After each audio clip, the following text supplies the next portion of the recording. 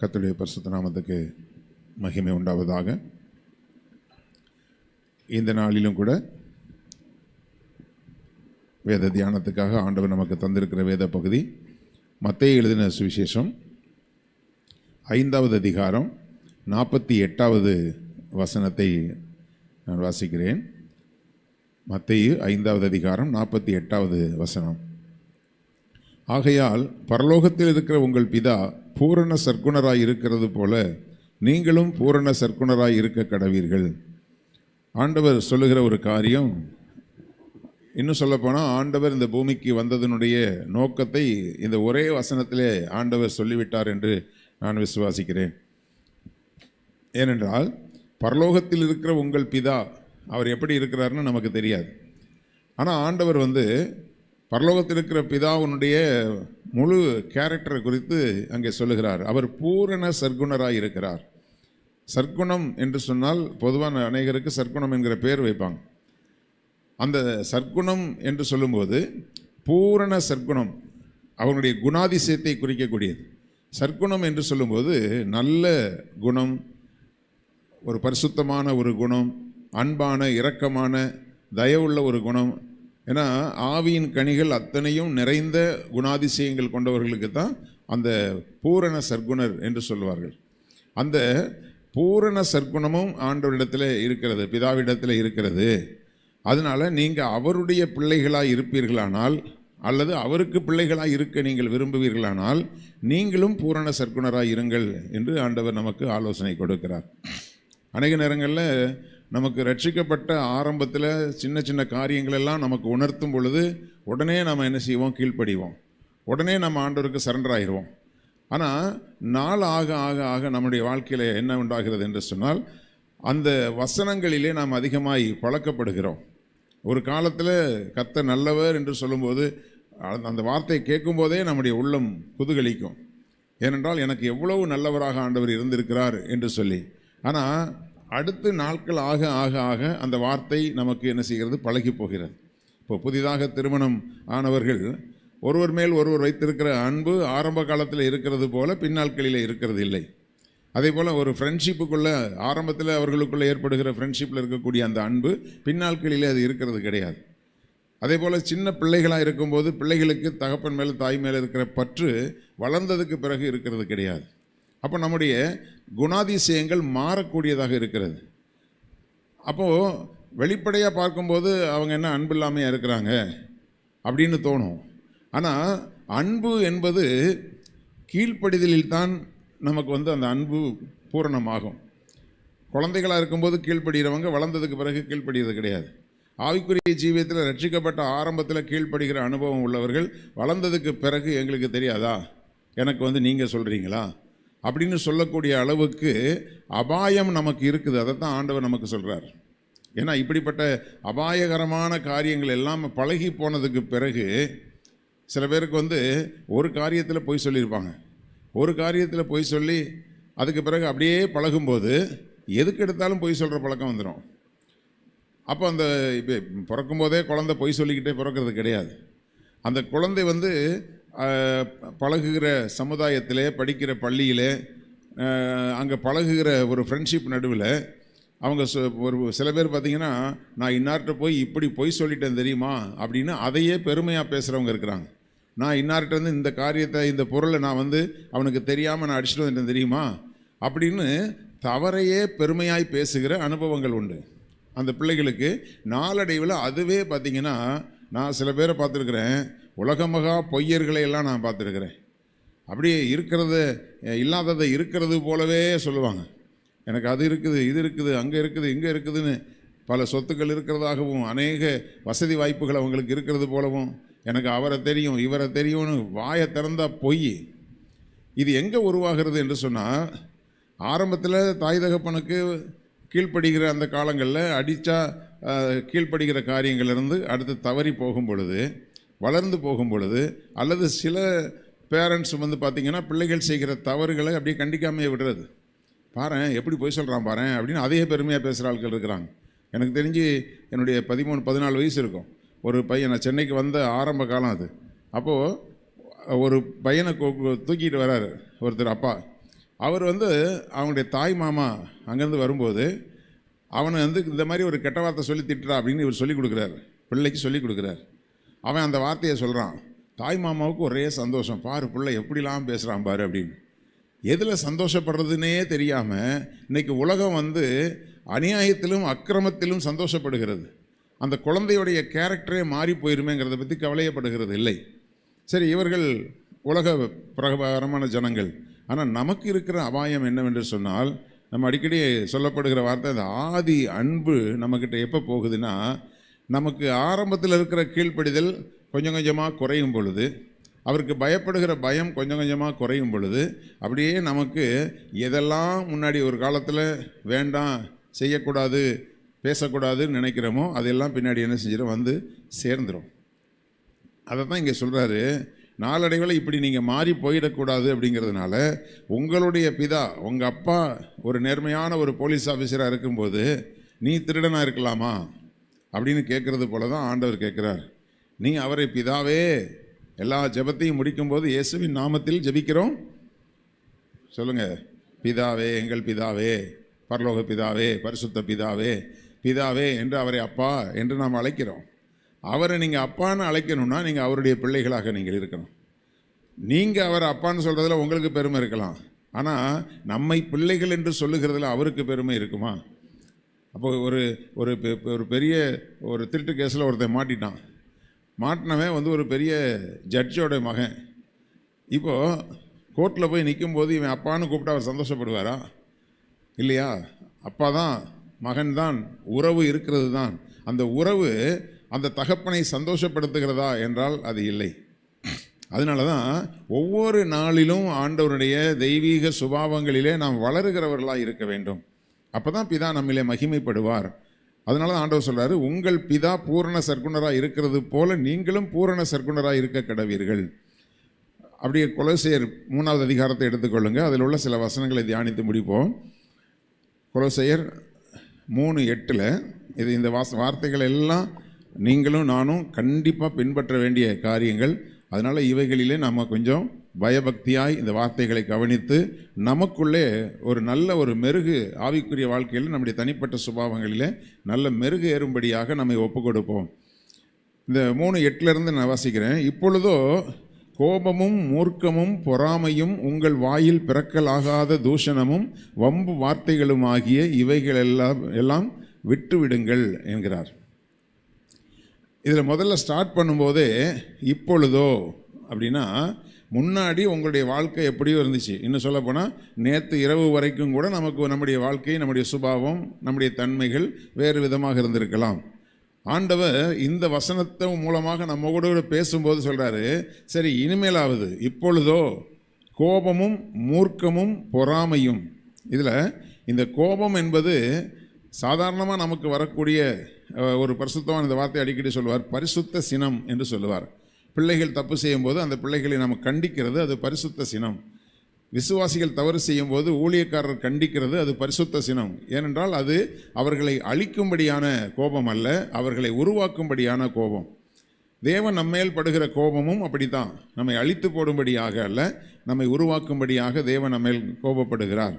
அதே சமயத்தில் அந்த கோபம் மூர்க்கமாய் மாறும் பொழுது, எந்த கோபமும் மூர்க்கமாய் மாறிடுச்சுன்னு சொன்னால் அங்கே ஒரு தவறு நடக்கும், அங்கே ஒரு படுபாதகமான ஒரு செயல் நடப்பதற்கு வாய்ப்புகள் உண்டு.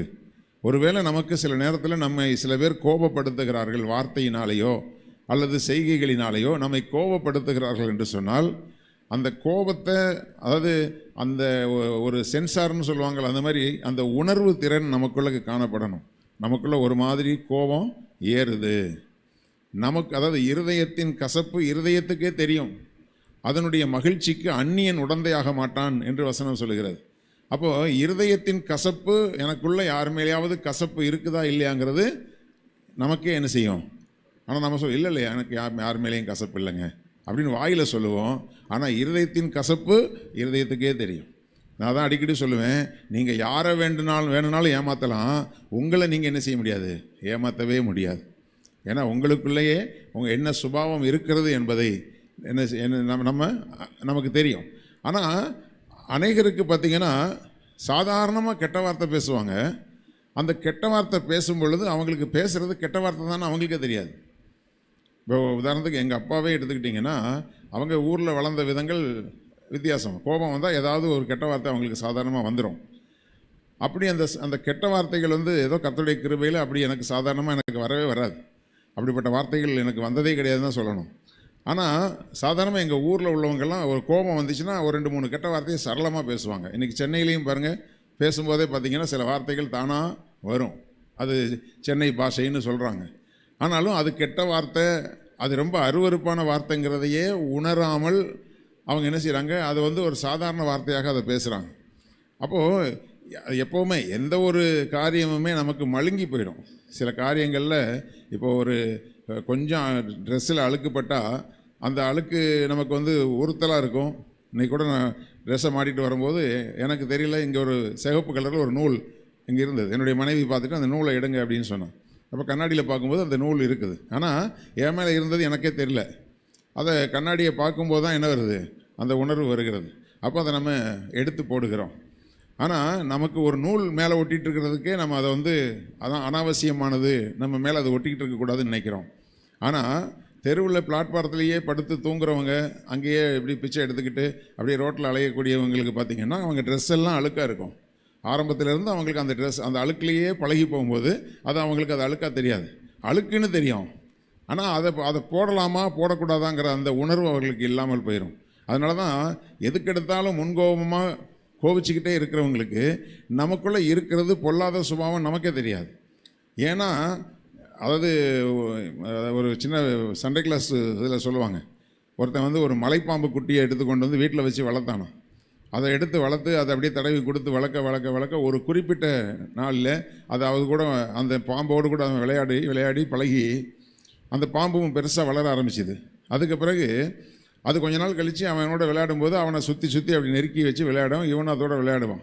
ஆனால் ஒரு குறிப்பிட்ட காலகட்டத்துக்கு பிறகு அன்றைக்கு அந்த மலைப்பாம்பு ரொம்ப பசியாக இருந்தது. அவன் எப்பவும் போல் அதுக்கிட்ட விளையாடும் போது அது அவனை அப்படியே சுற்றி விளையாண்டுட்டு இருந்தது போல் இருந்தது. கொஞ்ச நேரம் கழித்து அதனுடைய பிடி இறுக்கமாக ஆரம்பிக்குது.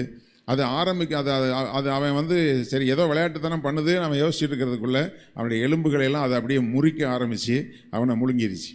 அப்போது மலைப்பாம்பை வீட்டில் வளர்க்கலாமா அப்படிங்கிற அறிவு அவனுக்கு இல்லை. அந்த அவன் வளர்த்த மலைப்பாம்பே அவனை முழுங்கி போயிடுச்சு. அதே போல் நம்ம பரவாயில்லைன்னு நம்ம விட்டு வைக்கிற சில சுபாவங்கள் நம்மளை என்ன செஞ்சிருது, தவறாக கொண்டு போயிடுது. அதனால் கோபத்தை தட்டி கொடுத்து பரவாயில்ல, எனக்கெல்லாம் சும்மா அப்படிலாம் சொன்னால் கோபம் வந்துடும், ஆமாம் நான்லாம் எனக்கெல்லாம் அது ஒரு பெருமையாக பேசுவாங்க, என்கிட்டலாம் அதெல்லாம் வச்சுக்க முடியாது அப்படின்னா என்ன அர்த்தம்னா, என்கிட்ட பேசுனா நான் கோபப்பட்டு பேசுவேன். அப்போ கோபத்தை பெருமையாக எண்ணும் பொழுது கோபம் மூர்க்கமாய் மாறுகிறது. மூர்க்கமாய் மாறும் பொழுது ஆட்டோமேட்டிக்காக பொறாமைகளும் வந்துடும்.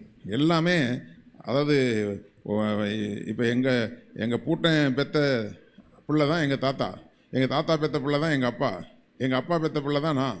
அதே போல் தான் இந்த கோபம், மூர்க்கம், பொறாமை எல்லாம் உங்கள் வாயில் பிறக்கலாகாத தூஷணமும் வந்துடுது. கோபம் மூர்க்கமாக மாறி அப்படியே அதை வளர்த்துக்கிட்டே இருந்தவனா தூஷிக்கிற வார்த்தைகள், கெட்ட வார்த்தைகள் உள்ளே வந்துடும். அதுக்கு பிறகு பயங்கர முன்கோபக்காரங்க கிட்ட பார்த்திங்கன்னா யாருமே பேச யோசிப்பாங்க, அவங்கள கண்டால் பயப்படுவாங்க. பயப்படும் பொழுது என்ன பண்ணுவாங்க, வம்பு பண்ண ஆரம்பிச்சிடுவாங்க. நம்ம பேசினா யாருமே இப்போ இன்றைக்கி ரவுடிகள்லாம் எப்படி உருவாகிறாங்கன்னு பார்த்திங்கன்னா இப்படி தான். 2 இடத்துல கலாட்டா பண்ணுவாங்க, இவங்களை பார்த்தோன்னே 4 பேர் பயப்படுறாங்கன்னு உடனே இவங்களாக போயிட்டு ஒரு டீ கடையில் டீ குடிச்சுதான் கூட ஏய் என்னடா அப்படின்னு வம்பு பண்ண ஆரம்பிப்பாங்க. இது எல்லாமே ஒன்றுக்கு பின்னாடி அப்படியே வந்து வம்பு வார்த்தைகளும் ஆகிய இவைகள் எல்லாத்தையும் என்ன செஞ்சிடணும், விட்டு விடுங்கள் அப்படிங்கிறார். ஏன்னா ஒன்றில் ஆரம்பிக்கிறது இன்னொன்றில் கொண்டு போய் முடிக்கும். அப்படி முடிக்கும்போது நம்முடைய வாழ்க்கையில் அந்த பூரண சற்குணம் நம்மகிட்ட என்ன செய்கிறோம், போயிடும். பூரணமாக சற்குணங்கிறது எப்போவுமே கொஞ்சம் கொஞ்சமாக நமக்குள்ளே நல்ல சுபாவங்கள் வளர்றது. நல்ல சுபாவங்கள் வளர்கிறதுக்கு பதிலாக சில பேர் தனக்கு இருக்கிற கெட்ட சுபாவத்தையே பெருமை பாராட்டக்கூடியவங்க. என்கிட்டலாம் பேசினா அவ்வளோதான், நான் அப்படி பண்ணிடுவேன், நான் இப்படி பண்ணிடுவேன்னு தனக்கு இருக்கிற கெட்ட சுபாவத்தை அவங்க பெருமையாக பேசும் பொழுது அந்த பெருமைப்படுத்தி பேசுகிற வார்த்தையே நம்மை அழித்து போட்டுவிடும். அப்போ நம்முடைய பிதாவினுடைய குமாரர்களாக நாம் இருக்க முடியாது. அடுத்து சொல்கிறாரு, அதுக்கு நீங்கள் என்ன செய்யணும், அந்த பூரண சற்குணம் உங்களுக்குள்ளே வரணும்னா ஒருவருக்கு ஒருவர் பொய் சொல்லாதிருங்கள், பழைய மனுஷனையும் அவன் செய்கைகளையும் களைந்து போட்டு. இந்த வார்த்தைகளை நல்லா பிடித்து கொள்ளுங்க. ஒருவருக்கு ஒருவர் பொய் சொல்கிறது. சில பேர் சாட்சி சொல்கிறதுலையே பொய் சொல்லுவாங்க, நடக்காதது நடந்தது போல் பொய் சொல்கிறது. அதாவது ஆண்டவர் வந்து பொய் சாட்சிக்காரன் வந்து கர்த்தருக்கு அருவருப்பான ஒரு நபர். அதுவும் பொய் சாட்சிங்கிற வார்த்தையை பார்த்தீங்கன்னா கோர்ட்டில் போய் ஒரு ஆளுக்கு விரோதமாக பொய் சொல்கிறது, அது பயங்கர பொல்லாத ஒரு காரியம். ஆனால் தேவனுக்காக சாட்சி சொல்கிறேங்கிற பேரில் சில பேர் இருக்கிறதெல்லாம் இல்லாததை எடுத்து கட்டி கொண்டு வந்து நான் இப்போ சொல்கிற சாட்சியில் தான் நிறைய பேர் ரட்சிக்கப்படுவாங்கன்னு நினச்சா பொய் சாட்சிகள் மூலமாக தேவன் யாரையும் ரட்சிக்கிறதே கிடையாது. ஏனென்றால் சில பேர் வந்து தனக்கு நடந்த காரியத்தையே மிகைப்படுத்தி சொல்கிறதும் ஒரு பொய் சாட்சி தான். அப்போது இந்த பொய் ஒருவருக்கு ஒருவர் பொய் பார்த்ததை பார்க்காத மாதிரி, பார்க்காததை பார்த்த மாதிரி நம்முடைய வாழ்க்கையில் சில நேரங்களில் இந்த பொய் வந்து பொல்லாத பிசாசு. நான் சில பேர்கிட்ட வந்து நேரடியாகவே கண்டிப்பேன், ஏன் இல்லாததை இருக்கிறது போல் கிரியேட் பண்ணி பேசுகிறீங்க? உள்ளதை உள்ளதென்றும் இல்லதை இல்லதென்றும் சொல்லுங்கள், அதற்கு மிஞ்சினது தீமையினால் உண்டாகி இருக்கும். அப்போ அப்படிப்பட்டதான இல்லாததை இருக்கிறது போல் பேசுகிறதுனால ஒருவேளை உங்களை பற்றி மற்றவங்க பெருமையாக நினைக்கலாம், பரலோகத்தில் இருக்கிற நம்முடைய பிதா நம்மை குறித்து பெருமையாக நினைப்பாரா? எல்லாவற்றையும் அவர் கவனிக்கிறார் என்கிற அந்த உணர்வு இருந்தால்தான் நமக்கு பேசுகிற பேச்சு முதற்கொண்டு நம்ம அனாவசியமாக பேசுகிறோம், தேவையில்லாத ஒரு விஷயத்தை பேசுகிறோம் அப்படிங்கிற உணர்வு நமக்கு அந்த சென்சார் வேலை செஞ்சுக்கிட்டே இருக்கும். பார்க்குறாரு, அவர் பார்க்குறாரு. பொதுவாக நம்ம இப்போ அலுவலகங்களில் வேலை செய்கிறவங்களுக்கு எல்லாம் சுற்றி சிசிடிவி கேமரா வச்சுருப்பாங்க. அந்த போட்டிருப்பாங்க, சிசிடிவி கேமராவுடைய கண்காணிப்புக்கு உட்பட்ட இடம் அப்படின்னு போட்டிருக்காங்கன்னு சொன்னால், அந்த ஆஃபீஸில் நான் ஒரு முறை திருமணத்தை பதிவு பண்ண போகும்போது அவர் கேட்டார், அவர் 500 ரூபா கொடுங்க சார் அப்படின்னு கேட்டாப்புல. நான் ஏதோ ஃபீஸ் தான் கட்டுறதுக்கு கேட்குறாரு போல இருக்குன்னு சொல்லிட்டு பார்த்தா, அந்த பில்லருக்கு அந்த பக்கம் போய் கொடுங்க சார்னார். அந்த பில்லருக்கு அந்த பக்கம் போய் கொடுங்கன்னோன்னா அந்த பக்கம் நான் போய் கொடுத்துட்டு வந்துட்டேன். அதுக்கப்புறம் தான் தெரியுது இது லஞ்சம் வாங்குறதுக்கு கேமராவுக்கு மறைவான இடம் அந்த பில்லர் போல இருக்குது. அப்போது இவங்களுடைய தவறுகளை கேமரா கவனிக்குதுங்கிற பயம் இருக்குது. இப்போ எத்தனையோ பேருக்கு பாருங்கள், இப்போ வந்து லஞ்சம் வாங்கி நிறைய பேருக்கு இப்போல்லாம் வேலை போச்சு. ஆனாலும் லஞ்சம் வாங்குறதை நிறுத்துகிறாங்களான்னு சொன்னால் எப்படி தெரியாமல் லஞ்சம் வாங்கலான்னு தான் பார்க்குறாங்க. அப்போது சரி, நம்ம தவறுகளுக்கு தண்டிக்கப்படுகிறோம், தவறுகளுக்கு தண்டனை உண்டு என்று அறிந்தாலும் இன்றைக்கு அநேகருக்கு அந்த தவறை விட்டு விலகிறதுக்கு மனதில்லை. ஆனால் வேதத்தை அறிந்திருக்கிற நம்ம எந்த காரணத்தை கொண்டும் ஒருவருக்கு ஒருவர் பொய் சொல்லாதிருங்கள்.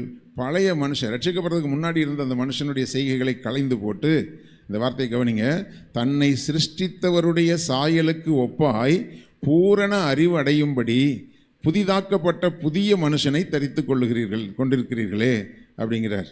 அப்போது பழைய மனுஷனை களைந்து போட்டுன்னு சொன்னால், ஒரு அழுக்கான ட்ரெஸ்ஸை நம்ம களைந்து போட்டுட்டு இப்போ நம்ம ரட்சிப்பின் வஸ்திரத்தை நம்ம உடுத்தி இருக்கிறோம். முன்னாடி நம்ம பாவ வஸ்திரத்தை, சாப வஸ்திரத்தை, நியாய தீர்ப்புக்கு ஏதுவான வஸ்திரத்தை நாம் தரித்து கொண்டிருந்தோம். இப்பொழுதோ, அதான் இந்த வசனத்தில் முதல்ல ஆரம்பமே சொன்னேன், இப்பொழுதோ அப்படின்னு ஆரம்பிக்கிறார். அப்போ இப்போ நம்ம என்ன செய்யணும்? தன்னை சிருஷ்டித்தவருடைய சாயலுக்கு ஒப்பாய் பூரண அறிவு அடையும்படி. அப்படின்னா நம்ம யாரை போல் மாறணுங்கிற ஒரு வாஞ்சை இருக்கணும்னா, இன்றைக்கி உலக மக்களை பார்க்கும்போது பெண்களுக்கு வந்து யாரோ சில நடிகைகளை போல் மாறணுங்கிற ஆசை இருக்குது, ஆண்களுக்கு சில நடிகர்களை போல் ஆகணும்னு ஆசை இருக்குது. அதனால தான் வித்தியாசமான ட்ரெஸ் எல்லாம் இன்றைக்கி திருச்சபைகளுக்குள்ளேயே வருது.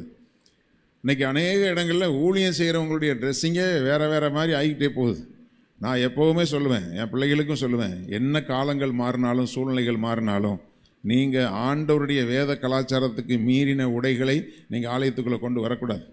அதை வந்து மற்றவர்களுக்கு தப்பான ஒரு முன் உதாரணத்தை ஆரம்பித்து வச்சேங்கிற சாபத்தையோ அந்த தப்பையோ நீங்கள் மற்றவங்களுக்கு செஞ்சிடக்கூடாது அப்படின்னு சொல்லுவேன். ஏன்னா கர்த்தருடைய பிள்ளைகளே, அதெல்லாம் அந்த காலம்னா அன்றைக்கு ஆதி பரிசுத்தவான்கள் தியாகமாக கட்டி எழுப்பி வந்த அந்த அஸ்திபாரத்தில் தான் நாம் நின்றுட்டுருக்குறோம். அது நடுவில் வேறு அஸ்திபாரத்தில் வந்து நின்னவர்கள் எல்லாரும் இன்றைக்கி வேறு விதமான தவறான உபதேசத்துக்குள்ளே போயிட்டாங்க. இன்றைக்கும் ஆதி அப்போஸ்தலருடைய உபதேசத்தில் நிற்கிறவங்க மட்டும்தான் இன்றைக்கும் உறுதியாக சத்தியத்தில் நிற்கிறாங்க, கர்த்தருக்கு சாட்சியாக நிற்கிறாங்க.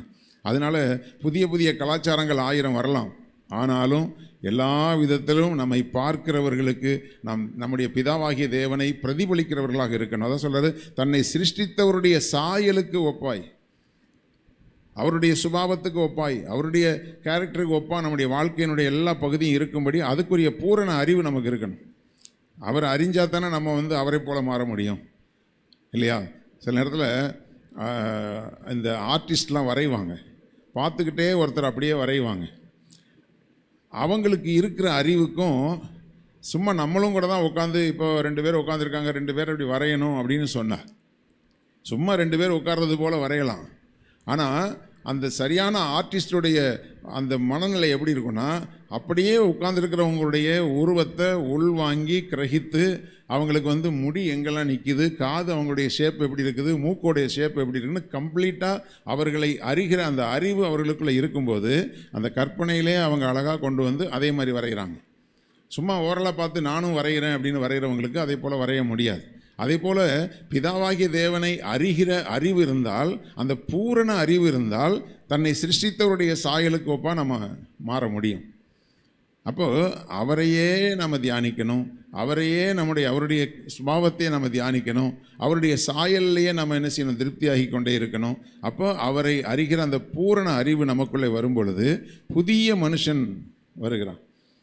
அப்போது நம்ம அன்னைக்கு இருந்த சுபாவங்கள் நம்மக்கிட்ட இல்லை அப்படிங்கும்போது, இப்போ பாருங்கள், பழைய நண்பர்கள் எல்லாம் எப்போவாவது சில நேரங்களில் என்னை பார்ப்பாங்க, ஆனாலும் அவங்களால என்கிட்ட ஒட்ட முடியாது. ஏன்னா அவங்க இன்னும் பழைய மனுஷனாகவே இருக்கிறாங்க.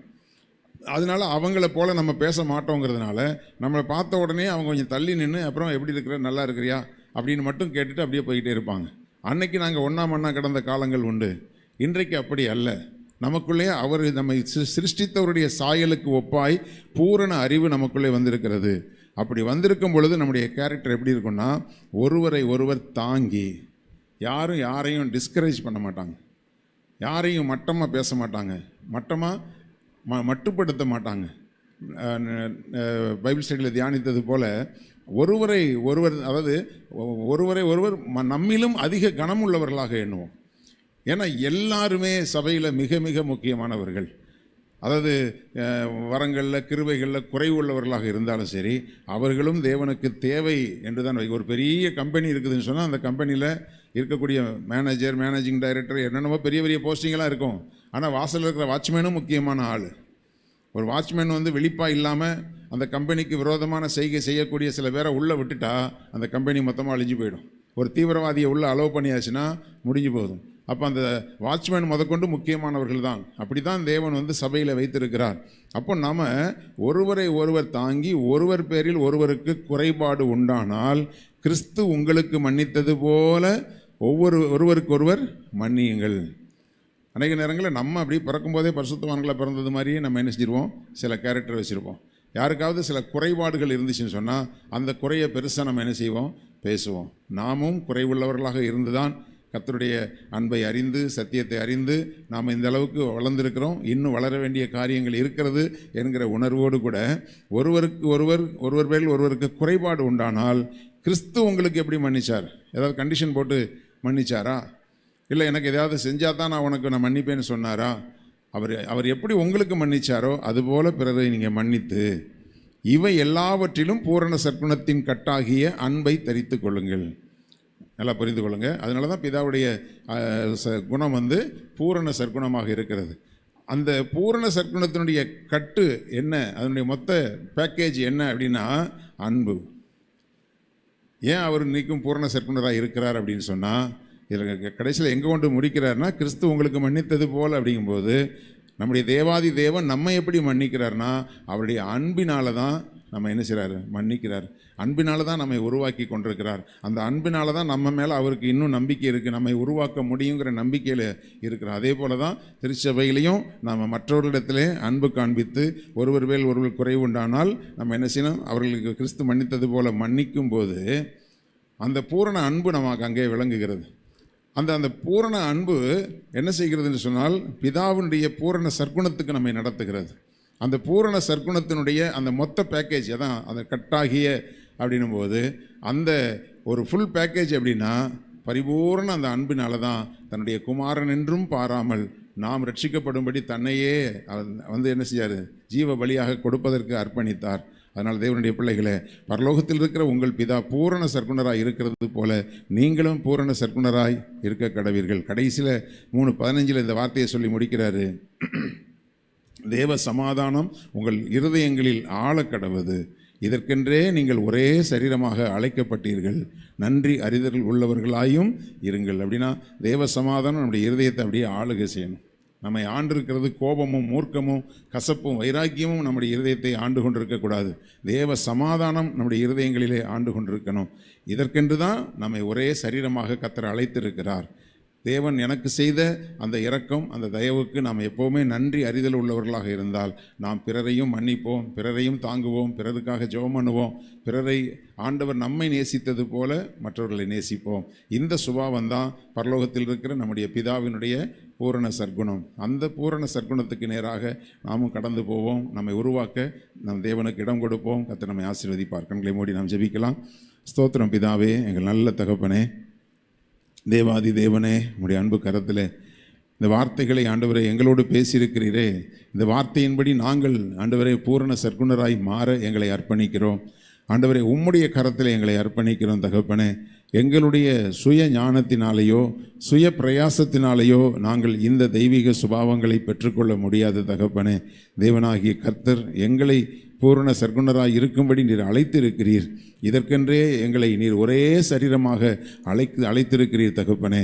ஆண்டவரே, அப்படிப்பட்டதான தெய்வீக சுபாவங்கள் பூரண சற்குணம் எங்களுக்குள்ளே கடந்து வரும்படியாக ஆண்டவரே ஸ்தோத்திரம் ஸ்தோத்திரம். ஆண்டவரே, கோபம், மூர்க்கம், பொறாமை, ஆண்டவரே ஸ்தோத்திரம், தூஷணம், வம்பு வார்த்தைகள், ஆண்டவரே ஸ்தோத்திரம், பொய் பேசுகிற காரியங்கள் எதுவும் எங்களிடத்தில் காணப்படாதபடிக்கு ஆண்டவரே ஸ்தோத்திரம் ஸ்தோத்திரம், கிறிஸ்து எங்களுக்கு மன்னித்தது போல நாங்கள் பிறரை மன்னித்து ஆண்டவரே பிதாவினுடைய அந்த பூரண சற்குணத்தை அறிகிற அந்த அறிவை நாங்கள் பெற்றுக்கொண்டு அதற்கேற்றபடி எங்களை மாற்றிக்கொள்ள எங்களை அர்ப்பணிக்கிறோம். தேவன் எங்களை உம்முடைய கரத்தில் உள்ள ஒரு களிமண்ணாக வைத்து ஆண்டவரே நீங்க விரும்புகிற ஒரு பாத்திரமாய் எங்களை வணையும்படி எங்களை முழுமையாய் அர்ப்பணிக்கிறோம். இந்த வார்த்தைகளை கேட்கிற ஒவ்வொரு பிள்ளைகளையும் தேவன் அவிதமாய் உருவாக்கும்படி பரிசுத்த ஆவியானுடைய கரத்திலே அர்ப்பணிக்கிறோம். அப்பா, உம்முடைய வருகையிலே நாங்கள் கைவிடப்பட்டு போகாதபடிக்கு ஆண்டவரே நீர் விரும்புகிற ஒரு பாத்திரமாய் நாங்கள் வணையப்பட எங்களை அர்ப்பணிக்கிறோம். நீங்கள் பொறுப்பெடுத்துக் கொள்ளுங்க.